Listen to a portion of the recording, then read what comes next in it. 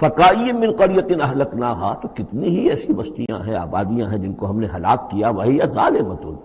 اور ہلاک یوں ہی نہیں کر دیا، وہ ظالم تھی، گناہ گار تھی، ان میں گناہ اتنا پھیل گیا تھا، شرک اور کفر کا اتنا دورہ ہو گیا تھا کہ گویا کہ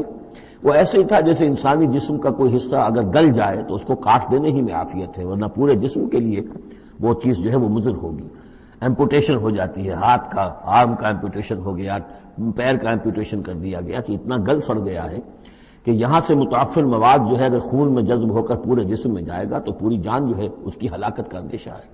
تو اللہ تعالیٰ اسی طریقے سے ان بستیوں کو کہ جو اس طریقے سے گندگی کا اور برائی کا اور معصیت کا اور سیئات کا برکت بن چکی ہوں اور وہ پھوڑا بن چکی ہوں، پھر ان کے لیے یہی اللہ تعالیٰ کی طرف سے سرجیکل آپریشن ہوتا رہا ہے۔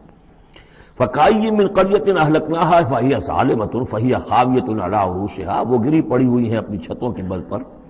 وَبِئْرٍ مُّعَطَّلَةٍ، کتنے ہی کنویں ہیں کہ جو اب بند پڑے ہوئے ہیں، بڑی محنت سے لوگوں نے اپنے اپنے زمانوں میں کھودے ہوں گے، ان سے پانی پینے والے لوگ ہوں گے،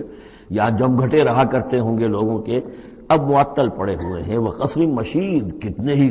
محل ہیں جو ان میں بڑی گچکاری کی گئی ہے، بہت انہیں مضبوط بنایا گیا ہے۔ اب جاؤ الحمرا کو دیکھ لو، کبھی مسلمان حکومت کیا کرتے تھے، غرناطہ میں جاؤ اور دیکھو الحمرا محل کیسا ہے، جاؤ اور قرطبہ کی مسجد کو دیکھو کہ جہاں کوئی سجدہ کرنے والا نہیں ہے، کسی کو سجدے کی اجازت نہیں ہے۔